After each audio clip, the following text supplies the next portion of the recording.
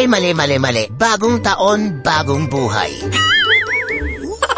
Siguro lahat tayo mga tropa binalak na may magbago man lang sa ating kahit konti kada New Year. Naalala ko pa na nag-aaral ako, yung tipong pagpasok mo sa unang araw ng pasukan sa January, halos lahat ng kaklase mo bagong rebad na para bang plinante ng 10 beses sa sobrang slit at kinag ng buhok nila. Pati yung mga bagong braces na kala mo laging nasa harap ng camera kung makangiti no? Pero ox lang yan. Gusto lang naman natin na may magbago man lang sa atin, diba? Wala ka ipon last year dahil sa kaka-add to cart mo sa Shopee? Pare, mag-ipon-ipon ka na. Payat ka last year, yung tipong parang isang ubo ka na lang pare, lumamon-lamon ka na. Wala ka jowa last year dahil torpe ka?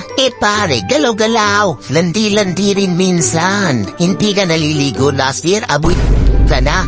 Pare, maligo ka na. Please lang. Dede, joke lang. Problema kasi sa akin mga tropa, madali natin sabihin na babaguhin ko na sarili ko this year. Ang kaso, puro kasalita. Kaya paano ka magkakajowa niyan? Sarili mo na lang nga niloloko mo pa.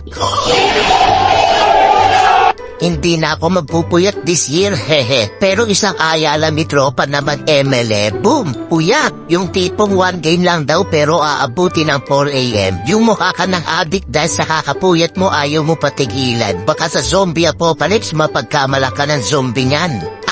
May zombie! Hoy patak, puyat lang ako. At kung medyo tumataba ka naman at gusto mo magpapayat, kaso nga lang after mo mag-exercise, makikita mo yung mapang-akit na pagkain sa mesa nyo. Uy babe, tara na, masarap ako. Nyam! At nung sinabi mo sa sarili mo na, uy titikman ko lang, yung tikim mo naging lamon at yung diet mo naging bukas at yung bukas mo naging next year. O diba niloko mo lang sarili mo?